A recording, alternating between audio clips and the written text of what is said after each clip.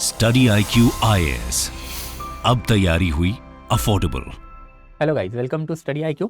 तो दोस्तों today we are going to move towards the next topic, that is British conquest of Punjab. आज we are going to see certain basic principle related to the Sikhism, and we'll also try to understand what is exactly Khalsa from the exam perspective. तो ज़्यादा in detail हम लोग को नहीं जाना है, बस ऊपर ऊपर से जो important information है वही हम लोगों को लेनी है. We have to see कि essentially सिख रिलीजन का मतलब क्या होता है. कल हमने बहुत सारे प्रिंसिपल सिख रिलीजन के देखे थे, which ultimately developed under 10 Sikh gurus. वही प्रिंसिपल का एक सेंस, ताकि सिख रिलीजन के ऊपर आपको लिखने के लिए अगर कुछ आता है तो you will be able to handle it. And उसके साथ साथ फिर we are also going to see certain things about Khalsa army, की खालसा आर्मी बनी क्यों, exactly how it function after the death of last Sikh guru, that is 10 Sikh guru, Guru Gobind Singh ji. तो let's move on to this aspect, but again जाने से पहले you will get the access to this PPT on the Telegram channel of ours. अगर आपको कोई personal question है then you can ask it to me on the Instagram channel of ours. So let's move on to this aspect. Sikh religion के ऊपर आज थोड़ी बहुत और बातें करेंगे. तो कल ही हम लोगों ने देखा था कि Sikh religion was created by Guru Nanak ji. Guru Nanak ji ने ये जो रिलीजन बनाया हुआ था, ये रिलीजन का बेसिक एस्पेक्ट क्या था, हिंदू रिलीजन का रिफॉर्म करना. तो whatever malpractices that had developed under Hindu religion, उसके अपोज में जाने का ये पर्टिकुलर रिलीजन जो है उन्होंने पूरी कोशिश करके रखी थी.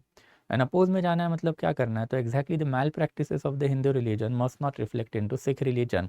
एंड दैट्स हाउ इनके जो बेसिक कंसेप्ट है इन्होंने डेवलप भी करके रखे थे.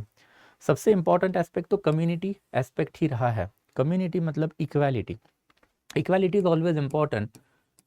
इक्वालिटी के बिना आप एक पर्टिकुलर रिलीजन, वो भी भक्ति रिलीजन बना ही नहीं पाओगे, बिकॉज भक्ति रिलीजन या फिर जितने भी भक्ति सेक्ट्स इंडिया में आए थे सबने एक ही एस्पेक्ट के ऊपर फोकस करके रखा था, that was equality. And why equality is necessary, because divided house can not stand against the foreign enemy. इनके लिए भी वही प्रॉब्लम था. सिख रिलीजन का जो प्लेस है, या फिर अगर आप स्ट्रेटेजिक जगह देखोगे सिख रिलीजन की, तो it was trapped in between Hindu majority area and Islamic majority area. And in that order they had to defend themselves from both this particular religion. And इसी में ultimately equality important है, because without coming together it will be very much difficult to defend themselves against Hindu as well as Islamic religion. इसके ऊपर भी बात करेंगे कि आज हम लोग को देखना भी है कि इस्लामिक थ्रेड कौन से थे, हिंदू थ्रेड भी कौन से इनको थे. एंड फॉर दैट पर्पज इन्होंने फिर गुरुद्वारा वाले कंसेप्ट, गुरु वाले concept, sangat, langar, dharamshala and there after even community worship and egalitarian society के ऊपर फोकस करके रखा था. ये सारे कंसेप्ट मैंने आपको कल भी बताए थे थोड़े ऊपर से. आज थोड़ा सा इनको इन डिटेल जाके बात करेंगे. वैसे ही सिख रिलीजन में एक एक करके अगर देखें तो gurdwara is always important. Gurdwara as the name suggest it is the home of the guru. ये कंसेप्ट आपको सिख रिलीजन में सिमिलर दिखेंगे like that of the Sufi religion. Sufi religion में हॉस्पाइसेस होते हैं, कनखा होते हैं. एंड कनखा में कौन रहेगा, फिर एक सूफी रिलीजियस लीडर रहेगा. ये सूफी रिलीजियस लीडर क्या करेगा, उनके जो भक्त है या फिर उनके डिसाइपल्स है उनको सैल्वेशन का रास्ता बताएगा. Ultimately any religion that you can take, उनके अल्टीमेट पर्पस क्या होते हैं, मोक्ष या फिर सैल्वेशन ही मोक्ष होता है. हिंदू रिलीजन में, इस्लामिक रिलीजन में and after even Christian religion में सैल्वेशन के तरीके, रिलीजियस टेक्स्ट जो है इन रिलीजन के उसमें बताए गए हैं. एंड दैट्स व्हाई जब नए सेक्ट निकलते हैं, ये नए सेक्ट में ये सैल्वेशन कौन बताएगा, तो इनका जो रिलीजियस लीडर है वही बताएंगे. As far as Sikh religion is concern then this religious leader was guru. And that's why gurudwara is always important. Gurudwara एक ज़माने में एक्चुअली ये ऐसे प्लेसेस हुआ करते थे जहाँ पे एक्चुअल सिख रिलीजियस लीडर रहते थे. अभी के लिए इनके कोनोटेशन अलग है. अभी के गुरुद्वारा में गुरु ग्रंथ साहिब रखा हुआ रहता है. But obviously gurdwara is always important. Why it is always important, because if you want to get salvation then salvation का तरीका आपको बताएगा कौन, गुरु ही बताएंगे. And for that purpose you are required to visit gurdwara which ultimately become temple institution for Sikh religion. And फिर golden temple इसमें सबसे इंपॉर्टेंट गुरुद्वारा है, जिसका इंपॉर्टेंस भी हमने देखा था कि golden temple ultimately hold political as well as spiritual authority in the Sikh religion. ये मीरी पीरी वाला कंसेप्ट है जो हमने कल ही देखा हुआ था. And under Miri piri concept एक गुरु है, he is political leader also and he is spiritual leader also. ये कंसेप्ट भी इन्होंने क्यों डेवलप किए थे, इसके ऊपर भी हमने कल इलेबोरेटली बातें करके रखी हुई थी कि कंसेप्ट डेवलप करने के पीछे का पंगा क्या था, increasing hostility of the Islamic religion and फिर later on even Hindu religion. तो रिलीजन को डिफेंड करना ज़रूरी था. एंड रिलीजन को डिफेंड करना है तो आर्म्स टेकअप करने ज़रूरी है. That's why miri piri concept from the Sikh guru Hargobind Singh ji onward इन्होंने डेवलप करके रखे थे. Fast forward to today's time, अगर 2023 में देखोगे तो ये पर्टिकुलर गोल्डन टेम्पल में आपको अकाल तख्त दिखाई देगा।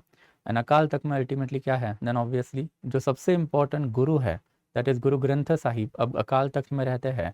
एंड इसी प्रीमाइसेस में, गोल्डन टेम्पल के ही प्रीमाइसेस में सिख गुरु गुरु गोबिंद सिंह जो उनकी स्वॉर्ड भी रखी हुई है।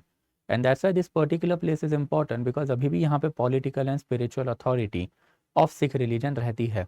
And that's why later on इसकी बात करेंगे कल के लेक्चर में।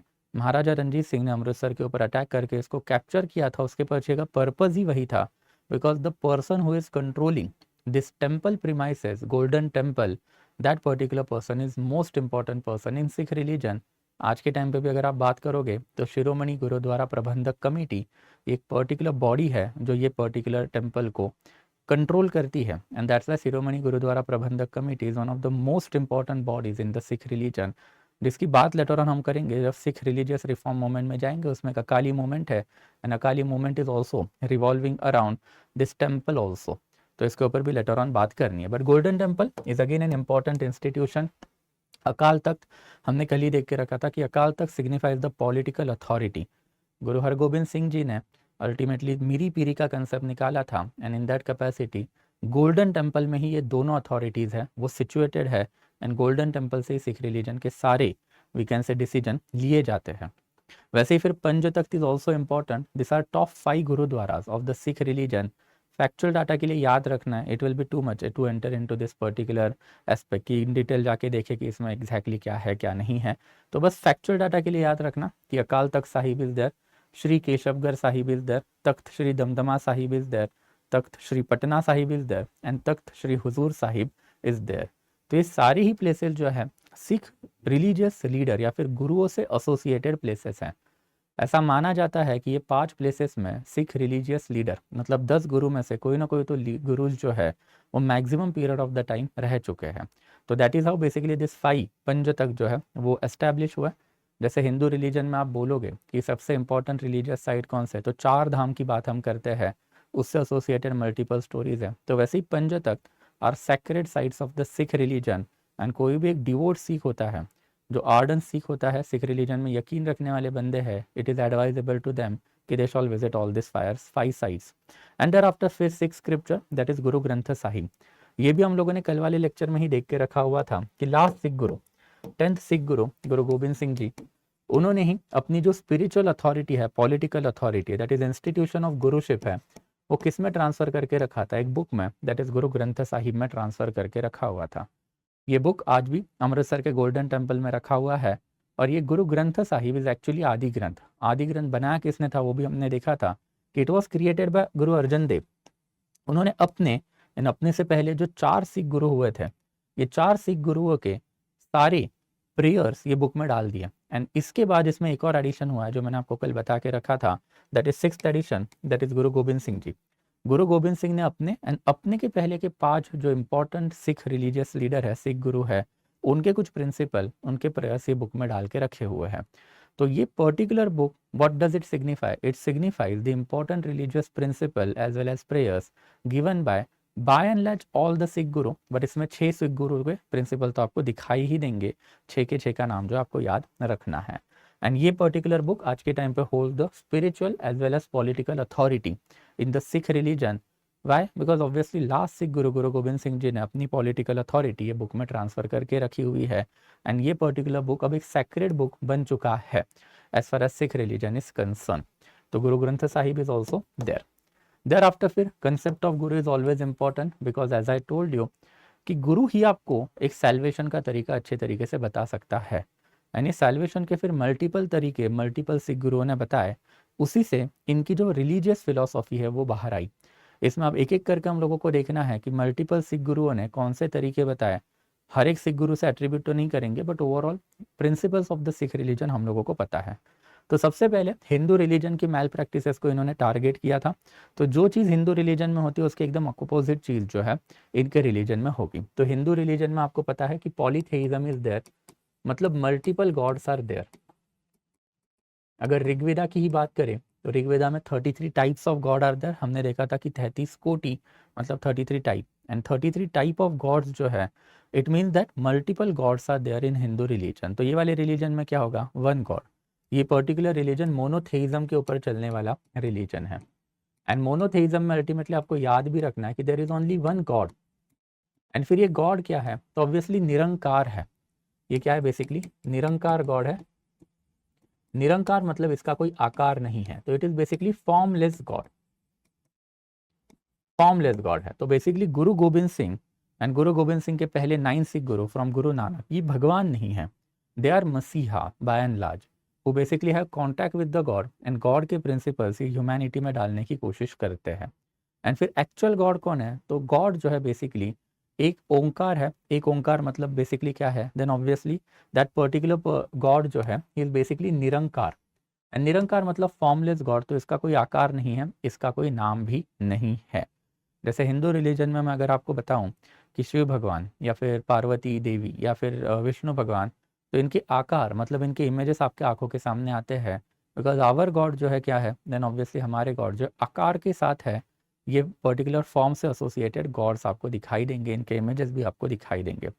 सिख रिलीजन में it is forbidden this kind of the activity to have images of the god और to carry out idol worship, and that's why इनके भगवानों के कभी भी इमेजेस नहीं होते हैं। It is a formless god, बस भगवान है वो मानो, उसका ना कोई नाम है, उसका ना कोई आकार है। ये वाला सेम वाला प्रिंसिपल आपको दिखाई देगा इवन कहाँ पे, देन इस्लामिक रिलीजन में। इस्लामिक रिलीजन में भी आपको दिखाई देगा, बस अल्लाह है, अल्लाह इज़ गॉड, बट उसका कोई फॉर्म भी नहीं है एंड उसके और कोई नाम भी नहीं है। एंड यही वाला एस्पेक्ट जो आपको कहाँ पे दिखाई देगा, क्रिश्चियन रिलीजन में भी एक गॉड है, बट गॉड कौन है, तो उसका ना कोई फॉर्म है, उसका ना कोई नाम है। तो ये सेम प्रिंसिपल जैसे इस्लामिक रिलीजन में and there after Christian religion में दिखाई देते हैं, वही वाले प्रिंसिपल आपको सिख रिलीजन में भी दिखाई देंगे। एंड ये क्यों है, because Sikh religion is basically heavily basically Sufi religion से इन्फ्लुएंस हुआ रिलीजन है। तो सूफी रिलीजन के प्रिंसिपल आपको इसमें बहुत सारा दिखाई देंगे। उसमें ये वाला सबसे इंपॉर्टेंट है कि हिंदू रिलीजन में जो मोनोथेइज्म चलता है, सॉरी पॉलीथेइज्म चलता है, इसको अपोज करेंगे, मोनोथेइज्म को प्रपोज करेंगे। And that's why this word that is Ek Onkar, there is only one god, and ये वन गॉड जो बेसिकली उसका कोई आकार नहीं है। ही is the same god for all people and all the religion. And there after जो blind rituals Hindu religion में होते हैं, उनको भी क्रिटिसाइज करने का काम सारे ही गुरुओं ने करके रखा है। जैसे आप फास्टिंग मत करो, देयर आफ्टर फिर पिलग्रिमेज आपको कैरी आउट नहीं करने हैं, सुपरस्टिशंस के ऊपर यकीन नहीं रखना है, worshipping of the dead it is also forbidden in this religion, idol worship forbidden है। एंड वैसे अल्टीमेटली इन्होंने इक्वालिटी जो है वो भी बता के रखी है, जो मैंने आपको कल ही बताई थी कि फर्स्ट सिख गुरु गुरु नानक ने ही ये प्रिंसिपल बता के रखा है, जो बाय एंड लार्ज बता के रखा है बट फॉलो नहीं किया जाता। That much of leniency is allowed in each and every religion. जैसे हिंदू रिलीजन में भी बहुत सारे ऐसे प्रिंसिपल है जो हमको करने हैं बट हम लोग नहीं करते हैं। You know what are this principle, आप डेली बेसिस पे बहुत सारे रिलीजियस प्रिंसिपल है उसको बाईपास कर लेते हो। तो इनमें भी वही है कि एक लड़की होगी तो अपने नाम के पीछे कौर लगाएगी, और एक लड़का रहेगा तो अपने नाम के पीछे सिंह लगाएगा। इससे होगा कि आपके इक्वालिटी वाले जो प्रिंसिपल है ये काफ़ी इलेबोरेटली दिखाई देंगे, because in India with your surname you can gauge to know the caste of that particular person, and that's why Kaur या फिर सिंह अगर आप लगाओगे तो कौर एंड सिंह लगा के आपको क्या मिलेगा, देन ऑब्वियसली इक्वालिटी मिलेगी। ये वाले प्रिंसिपल भी सिख गुरुओं ने ही बता के रखे थे, and that is also one of the important principle of this particular religion. Sangat holy congregation, this is also important. हमने देखा था कि over a period of the time multiple Sikh religious गुरुओं ने संगत की बातें करके रखी थी। इनफैक्ट सबसे पहले ये बात अगर किसी ने करके रखी थी तो गुरु नानक ने ही करके रखी थी। गुरु हरगोबिंद सिंह आते आते there was an establish tradition कि at least 2 sangat that is 2 congregation early Sikh religion में होने चाहिए। एक ज़माने में रिलीजन सिर्फ और सिर्फ पंजाब में लाहौर अमृतसर बेल्ट के आजू बाजू में फैला हुआ था, तो ओनली वहाँ पे ही गुरुद्वारा थे, वहाँ पे कॉन्ग्रीगेशन हुआ करते थे। अब काफ़ी बड़ा हुआ है, तो ये कॉन्ग्रीगेशन कहाँ पे होंगे, तो कॉन्ग्रीगेशन होंगे गुरुद्वारा में। मोस्ट प्रॉब्ली बैसाखी के दिन जो है कॉन्ग्रीगेशन किए जाते हैं। तो रिलीजियस कॉन्ग्रीगेशन मतलब सबको साथ आना है, सबको साथ आना इंपॉर्टेंट है। वाई, बिकॉज अगेन जब आप साथ आते हो तो आप ये पूरे दुनिया को बताते हो कि you are one, you are equal, and कोई भी मैल practices of the establish religion that is Hindu religion आपके रिलीजन में नहीं आई है। डिवीजन बेस्ड सोसाइटी आपके अभी तक रिलीजन के अंदर नहीं आई है। तो दिस कॉन्ग्रीगेशन या फिर संगत जो है ये भी काफ़ी सिग्निफिकेंट है। It promote basically brotherhood, equality, and इसमें अल्टीमेटली जो सेवा भाव होता है which is also an essential principle of the Sikh religion, वो भी आप इम्प्लीमेंट कर सकते हो। तो sangat is quite important aspect of the Sikh religion. And there after फिर धर्मशाला। ये धर्मशाला मतलब क्या है? तो ऑब्वियसली ये धर्मशाला मतलब प्लेस ऑफ राइटियसनेस है, कि जहाँ पे आप संगत बुलाओगे लोकल लेवल पे, over a period of the time Sikh religion फैला, तो लोकल लेवल पे भी आप संगत बुलाते थे। तो लोकल लेवल पे जहाँ पे आप संगत बुलाओगे, कॉन्ग्रीगेशन, रिलीजियस मीटिंग बुलाओगे, तो वो प्लेस को आप बोलोगे धर्मशाला। एंड यही dharamshala over a period of the time क्या बना? तो गुरुद्वारा के नाम से जो है बन के बाहर आया। इसके अलावा कुछ important duties of the Sikh religion भी हमको पता है, दैट इज नाम जपना, मतलब recitation of the name of the God. तो बेसिकली एक ओमकार सतनाम, ये बेसिकली जो प्रेयर है यही आपको क्या करनी है? तो बोलनी है। एंड फिर भगवान के कोई अल्टीमेटली नाम नहीं होते हैं, तो भगवान से एसोसिएटेड प्रेयर है, उसी का ये नाम जपते हैं, उसी का ये बेसिकली रिसाइटेशन करते हैं। देर आफ्टर फिर कीरत करना मतलब हलल हमने कल ही देखा था, on the livelihood which is honest. आपको बुरे कामों से पैसा नहीं कमाना है, आपका लाइवलीहुड क्या होना चाहिए? ऑनेस्ट होना चाहिए। एंड देर आफ्टर वंद चकना means if you became rich then it is your duty to share certain amount of your yearly income to the poor people।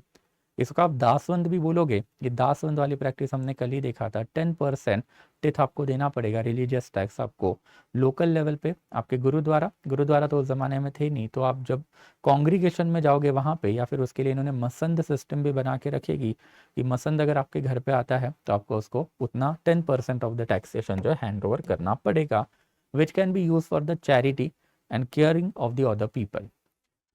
इसके अलावा फिर सिख कम्युनिटी ने कुछ इंपॉर्टेंट चैलेंजेस भी फेस करके रखे थे। ये रिलीजियस प्रिंसिपल और गुरु हमने अभी कल और आज के लेक्चर में इलैबोरेटली कवर अप कर लिए। तो अब सिख कम्युनिटी के चैलेंजेस एंड खालसा के ऊपर थोड़ा सा जाते हैं। तो सबसे बड़ा वाला चैलेंज अगर कोई रहेगा, ये था मुगल्स का।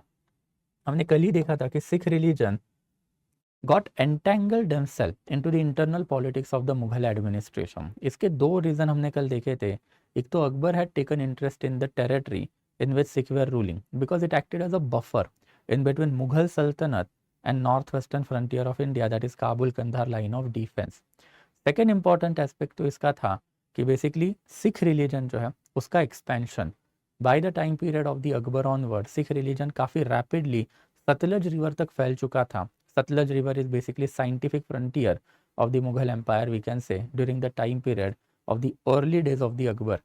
एंड दैट्स वाई ये कॉन्टैक्ट हो नहीं थे। अकबर ने कॉर्डियल रिलेशन मेंटेन किए over a period of the time. Because of that cordial relation guru Arjan Dev had to support Khusro's revolt, and फिर रेस्ट इज हिस्ट्री। कि 2 बार सिविल वॉर मुगल्स में जो हुए, काफ़ी बड़े सिविल वॉर माने जाते हैं। दोनों जगह पे Sikh religion ended up supporting the losing party. And जब आप लूजिंग पार्टी के सपोर्ट में खड़े रहोगे, then obviously winning party that is victorious sultan आपको परसिक्यूट करेगा ही करेगा। That was the established principle across Islamic saltanat. Islamic sultan का अपोजिशन कोई भी नहीं कर पाएगा। ऑब्वियसली अब यहाँ पे सुल्तान एंड बादशाह का गड़बड़ मत कर लेना। ये मैंने आपको मीडियल इंडिया में ही समझाया था कि there is no such different as such in between sultan and badshah, because ultimately sultan Khalifa का ओवरऑल सुजरेनिटी एक्सेप्ट करके रखते थे, स्पिरिचुअल अथॉरिटी एक्सेप्ट करके रखते थे। बादशाह ने एज सच कोई स्पिरिचुअल अथॉरिटी एक्सेप्ट नहीं करके रखी थी। बट ये बहुत ही बेसिकली प्रिकैरियस पोजीशन जो मैंने आपको बताई थी कि मुगल एम्पेयर जब जब इंडिया में रहते थे तो खुद को बादशाह बोलते थे, एंड जब जब सेंट्रल एशिया में कोई विजिट पे जाएंगे या फिर जब डिप्लोमेटिक एम्बेसीज भेजेंगे खुद को सुल्तान बोल देते थे। तो ये लोकल लेवल का पॉलिटिक्स है, उसमें हम लोगों को नहीं जाना है, कंटेम्प्रेरी पॉलिटिक्स है। But in any case ultimately ये रिलेशन में मुगल सुल्तान या फिर मुगल बादशाह वी कैन से, उन्होंने सिख रिलीजन को परसिक्यूट किया है because Sikh religion supported the opposing party in the civil war और war of succession of the Mughal. इसमें हमने देखा था कि अकबर के बेटे का नाम दैट इज जहांगीर का नाम भी है, एंड आफ्टर इवन औरंगजेब का भी नाम है। दोनों ने rapid persecution of the Sikh religion करके रखा था, and that's why Sikh religion was not in favour of the Mughal और सिख मुगल हॉस्टिलिटीज डेवलप्ड हुई थी। वैसे ही challenges from hill raja was there. सबसे बड़ा चैलेंज अगर कोई रहेगा तो दैट पर्टिकुलर चैलेंज जो है that was basically Raja Bhimchand of Bilaspur. Bilaspur वाले एरिया से करीब ही आनंदपुर वाला एरिया है। आनंदपुर साहिब काफ़ी सिग्निफिकेंट है, एंड यहाँ वाले एरिया में बिलासपुर के राजा ऑलवेज वांटेड कि एरिया मेरा है, मेरे अंडर रहना चाहिए। सिख रिलीजन ने जैसे ही पॉलिटिकल स्पिरिचुअल अथॉरिटी अपने पास ले ली सिख रिलीजियस गुरु ने, तो वाला एरिया जो है by and large semi independent होना चालू हुआ था। And that's a raja of Bilaspur ask help from Aurangzeb, and Aurangzeb से हेल्प लेके फाइनली ये वाले एरिया पे इन्होंने बेसिकली आक्रमण करना जो है चालू कर दिया। अल्टीमेटली 1704-1705 में लोकल वॉरफेयर में जो लास्ट सिख गुरु थे गुरु गोबिंद सिंह जी, उनके तीनों बेटे जो है मारे गए थे। मारे तो एक्चुअली मुगलों ने ही थे, बट मुगलों को हेल्प करने वाले जो बंदे थे वो राजा ऑफ बिलासपुर ही रहे हैं। तो it was Mughal and Raja Bilaspur, that is Mughal Bilaspur alliance, जिन्होंने अल्टीमेटली गुरु गोबिंद सिंह के तीनों बच्चों को मार दिया। वो भी एक रीजन था कि भाई Guru Gobind Singh did not transfer his authority to any other person, but he transferred his authority to a religious book that is Adi Granth Sahib. Because फिर सक्सेशन में जो आपको बच्चा लगेगा, institution of guruship was hereditary ना, बच्चा था भी नहीं। तो that is something that we can say challenges from the hill raja was also there, जिसमें बहुत ही गड़बड़ जो है इन्होंने करके रखी हुई थी। एंड प्रिसाइजली 1703 1705 में गुरु गोबिंद सिंह के जो बच्चे मारे गए थे, मैरिटियर हुए थे, that was an unfortunate instance जिसमें ये लोग शामिल भी थे। एंड आफ्टर फिर agrarian challenges was also there कि अल्टीमेटली सिख रिलीजन, इसका कोर कौन रहेगा, कौन सा बंदा अपना धर्म चेंज करके कोई नए धर्म में जाएगा या फिर कोई दूसरे धर्म में जाएगा। जो मोस्ट ऑपरेस कम्युनिटी होती है वही जाता है। एंड इंडिया में सबसे ज़्यादा oppress community in any religion कौन सी रहती है, तो अग्रेरियन पीजेंटाइन कम्युनिटी रहती है। एंड यही agrarian peasantine community was the backbone of the Sikh religion. यही अग्रेरियन पीजेंटाइन कम्युनिटी, मुस्लिम हो या फिर हिंदू हो, अपने आप को कन्वर्ट करके सिख रिलीजन में लेके गए थे with the hope of the equality, with the hope of the betterment in the future period of the time. However because of the policy of Aurangzeb हमने देखा था कि 1681 ऑनवर्ड औरंगजेब दक्खन में उतरा एंड उसकी वजह से पूरे इंडिया में इकोनॉमिकल एंड अग्रेरियन क्राइसिस आए।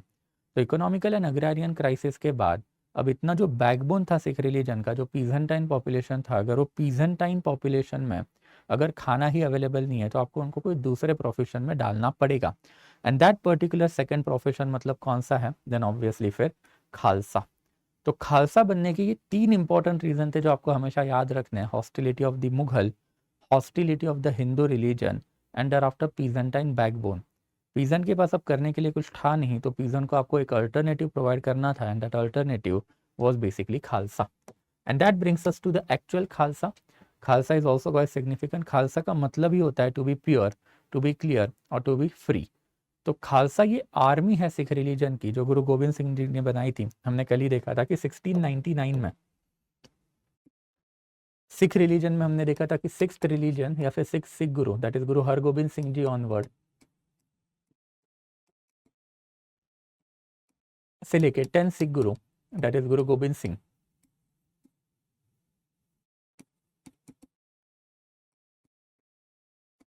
तो गुरु हरगोबिंद सिंह जी ऑनवर्ड से लेके गुरु गोबिंद सिंह जी तक ये पर्टिकुलर ट्रांजिशन काफी इंटरेस्टिंग रहा है कि हर एक सिख गुरु ने अपने पास temporal as well as spiritual authority लेके रखी है। टेम्पोरल एंड स्पिरिचुअल अथॉरिटी लेके सिख गुरुज जो है अपनी बेसिकली आर्मी भी बनाना चालू कर दिए थे, जैसे मसन सिस्टम जो सिख गुरु ने ही बना के रखी हुई थी। यही मसंत जो टैक्स कलेक्टर थे, by and large military commander भी हुआ करते थे। एंड यही मसन सिस्टम रिप्लेस हो गई जब on the day of Baisakhi in 1699 Guru Gobind Singh ji ने अपनी खालसा आर्मी बना के रखी थी। एंड खालसा आर्मी जो 1699 में बनाई थी काफ़ी सिग्निफिकेंट अल्टीमेटली प्रूव हुई। अब इसके ऊपर थोड़ी बहुत बात करेंगे कि सबसे पहले एम ऑफ क्रिएशन क्या थे। Aim of creation I told you तीन थे, तीनों याद रखने की। एक परसिक्यूशन हो रहा था at the hand of the Mughal, at the hand of the Hindu, and तीसरा रीजन क्या था, तो obviously peasantine backbone, agrarian crisis and alternative employment opportunity had to be provided. वैसे फिर कुछ न्यू ट्रेडिशन इन्होंने चालू कर दिए। That new tradition was basically Amrit Pahul ceremony. Amrit Pahul ceremony काफी सिग्निफिकेंट है।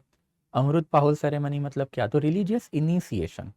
जैसा अगर आप इस्लामिक रिलीजन को बिलोंग करते हो तो आप इस्लामिक रिलीजन को बिलोंग करते हो पता कैसे चलेगा, जब आप मॉम के कोख से बाहर आए तो ऑब्वियसली तब तो आपका कोई रिलीजन नहीं था ना, तो आपके मॉम डैड ने आपको इस्लामिक रिलीजन में डाला और दैट पर्पस खतना परफॉर्म हुआ था।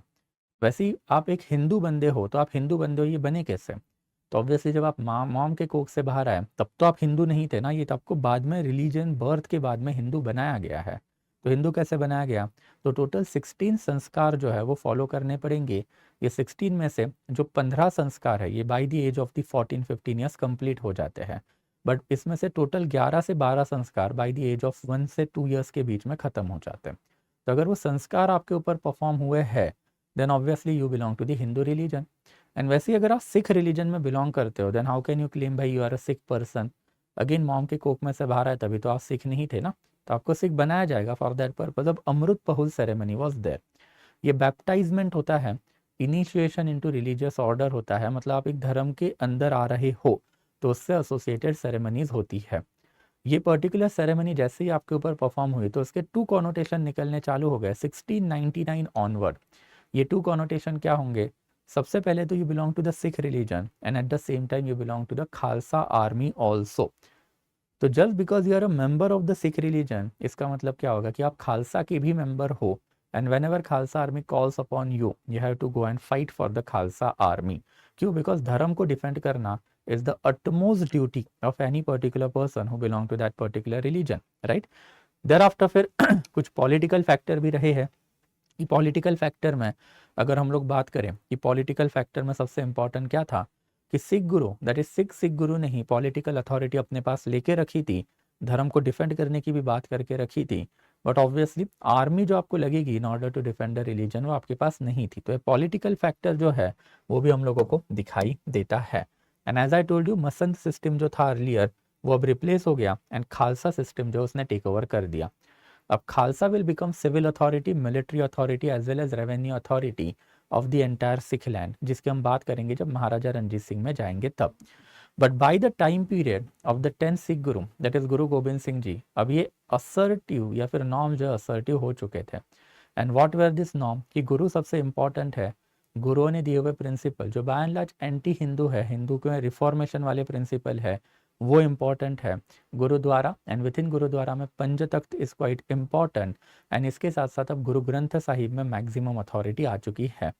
इन ऑर्डर टू शो कि अ पर्टिकुलर गुरु या फिर particular political leader has both temporal as well as spiritual authority, miri piri system भी थी, इन्होंने अपना मसन सिस्टम भी बना के रखा था।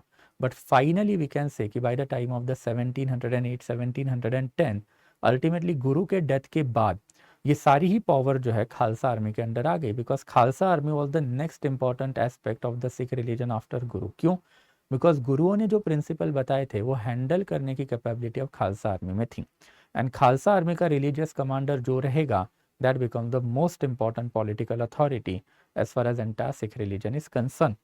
तो इसमें अल्टीमेटली देखेंगे कि नीड ऑफ खालसा, अगर नीड ऑफ खालसा की अगर बात करें तो वही है रिलीजियस परसिक्यूशन, जो मैंने आपको पहले ही बता के रखा हुआ था कि गुरु अर्जन देव के बाद मुगल सिख रिलीजन कुछ ज़्यादा अच्छे नहीं रहे हैं। मुगल सिख रिलीजन में there was perpetual tension and it with this tension animosity बढ़ती गई, जिसमें दो इंपॉर्टेंट सिख रिलीजियस गुरु जो है उनका एग्जीक्यूशन भी हुआ, 6th and 9th Sikh Guru. And ultimately इसके अलावा फिर animosity of the Hindu community is also there. इनके ग्रीवेंसेस भी टू फोल्ड है कि सबसे पहले तो टेरिटरी अपने अंदर से जा रही है एंड दूसरा इंपॉर्टेंट एस्पेक्ट क्या है, तो अपने ही लोग हैं हिंदू रिलीजन के लोअर जाति लोअर वर्ण वाले लोग हैं, ये कन्वर्ट होकर उस रिलीजन में जा रहे हैं। That's a raja of Bilaspur वाला इंस्टेंस, ये तो मैंने आपको एक ही बताया, अगर आप नेट पे देखोगे तो आपको बहुत सारे ऐसे इंस्टेंस जो है वो दिखाई देंगे। खालसा का एक कोड ऑफ कंडक्ट भी है एंड ये कोड ऑफ कंडक्ट में हम लोग को दिखाई देता है कि इनको 5 इसेंशियल केस जो है फॉलो करने पड़ते हैं। इनके 5 इसेंशियल केस मतलब कौन से, तो केश, कंघा, करा, किरपान एंड कचेरा। ये 5 इंपॉर्टेंट प्रिंसिपल के पीछे भी बहुत बड़ी फिलोसॉफी है, बट फैक्चुअल डाटा के लिए याद रखना, हमको उसमें नहीं जाना है। कास्ट सिस्टम को हम लोगों को फॉलो नहीं करने, इक्वालिटी बेस्ड आर्मी रहेगी। Obviously equality is the hallmark of the Sikh religion and यही इक्वालिटी आपको खालसा आर्मी में भी दिखाई देगी। Thereafter voice against vices, vices मतलब बुराई वाली चीज़ें, ये मतलब बुरी चीज़ें होती है, तो बहुत सारी बुरी चीज़ें कहाँ पर है, हिंदू रिलीजन में आ चुकी है। जैसे फॉर एग्जांपल पॉलीगैमी हो सकती है, हैविंग मल्टीपल सेक्सुअल अफेयर हो सकते हैं, स्लॉटरिंग हो सकता है, thereafter division in the society हो सकता है, अनएथिकल प्रिंसिपल हो सकता है, एक्सेट्रा एक्सेट्रा। तो इन सबको हमको क्या करना है, तो अपोज करना है। And there after principle of equality के ऊपर हमको क्या करना है, फोकस करना है। तो अगर आप एकदम आर्डेंट सिख हो तो आप आपके नाम के आगे पीछे जो है वो सिंह ही लगाओगे, अपना ट्रेडिशनल सरनेम जो even though you know it, आप कभी भी आपके नाम के आगे पीछे वो नहीं लगाओगे। तो that is something that we can say related to the code of conduct of the Khalsa. And Khalsa after Guru Gobind Singh, Khalsa after Guru Gobind Singh में हम लोगों को वही देखना है कि after the death of Guru Gobind Singh in 1708 ultimately was murdered, but after the death of Guru Gobind Singh in 1708 ये पूरी Khalsa army fell into the hand of the Banda Bahadur. ये Banda Bahadur ultimately was anti Mughal person and इन्होंने अपना जो लड़ा है वो चालू रखा हुआ था, अपनी फाइट चालू रखी थी till 1715। He was ultimately captured in 1712। एक बैटल ऑफ लोहगढ़ हुआ था जिसमें he was captured and later on 1715 में Banda Bahadur was hanged when he refuse to cooperate with the Mughal. And Banda Bahadur के डेथ के बाद फाइनली सिख आर्मी जो है लोकल मिलिट्री कमांडर में बढ़ गई। ये लोकल मिलिट्री कमांडर हमको दिखाई देते हैं, ये टोटल 12 थे। ये 12 मिलिट्री कमांडर ही अल्टीमेटली 12 मिसल में कन्वर्ट हो गए। एंड यही 12 मिसल को दो लोगों ने बेसिकली एक साथ लाया था। सबसे पहले नवाब कपूर सिंह ने, Nawab Kapur Singh ultimately died in 1753 and 1753 तक नवाब कपूर सिंह के अंडर ये दल खालसा रहा है। And there after second important 12 misl को एक साथ करने वाले जो बंदे थे दैट इज महाराजा रणजीत सिंह, वो basically joined this entire missile और who brought about the unification of this missiles in between 1796 से लेके 1802 के बीच में, जिसके ऊपर हम लोगों को कल इलेबोरेटली बातें करनी है। But by and large after the death of बंदा बहादुर वी कैन से 1715 ऑनवर्ड से लेके 1796-97 तक, जब तक महाराजा रंजीत सिंह के अंडर पॉलिटिकल पावर नहीं आएगी, तब तक Khalsa was a divided house only. अपने लोकल मिलिट्री कमांडर अपने अपने हिसाब से अपनी अपनी टेरिटरी निकाल के बैठे थे और खालसा आर्मी को इन्होंने अपने में डिवाइड करके रखा हुआ था। तो that is something that we need to see tomorrow कि एग्जैक्टली महाराजा रंजीत सिंह के अंडर ये यूनिफिकेशन आया कैसे, एंड आने के बाद ये पंजाब वाला जो पॉलिटिक्स आगे कैसे चला, and after conquest of the Sikh army और conquest of the Sikh area by the britishers. तो कल वाले लेक्चर में by and large we will be summing it up. So that will be it from my side guys. Again जाने से पहले we'll be launching the next batch of the history optional on 28th October. Last chance है guys, देखो 2024 के लिए अगर आप prepare कर रहे हो तो it will be my humble request कि this is the last opportunity, इसको मिस आउट मत करना। We are offering you the entire foundation course of 140 to 160 lecture, ancient, medieval, modern and world। ये चारों चीज़ें I'm going to cover elaborately and you are also being provided with the test series। इसके साथ साथ PYQ, उसके model answer and after answer writing practice के भी certain session जो है I am going to conduct in this particular course and everything is available at a very affordable rate of 15,999। ये जो पैकेजेस अभी हम लोगों ने जो डिज़ाइन की है that is related to the validity of your course. कि 6 महीने में मेरा कोर्स तो ख़त्म हो जाएगा, बट उसके बाद अगर आपको इसको कंटिन्यू रखना है तो आप कैसे रखोगे। तो बेसिक पैकेज में आपको 18 मंथ की वैलिडिटी मिलेगी, तो 6 मंथ में जो मेरा कोर्स ख़त्म हो जाएगा उसके बाद ऑलमोस्ट 1 साल के लिए you will be having the access to this particular course। अगर आप गोल्ड पैकेज ले रहे हो तो 30 मंथ्स के लिए एंड प्लेटिनम पैकेज ले रहे हो तो 42 मंथ्स के लिए आपके पास एक्सेसिबिलिटी जो है वो अवेलेबल रहेगी। तो I hope it is quite clear guys, do not make late. I hope to see you in the batches on 20th October and we are going to launch with the ancient India. एंड again जाने से पहले इस lecture का जो PPT है that will be getting at the Telegram channel of us, एंड अगर आपको कोई पर्सनल डाउट है then you can ask it to me on the Instagram channel of us. तो thank you so much guys, today we are going to stop over here. अब कल वापस मिलते हैं एंड सिख या फिर कॉन्क्वेस्ट ऑफ सिख लैंड जो उसको खत्म कर लेते हैं। So that will B it from my side guys, I will be stopping the session. Thank you so much, thank you. Study IQ IAS, अब तैयारी हुई अफोर्डेबल।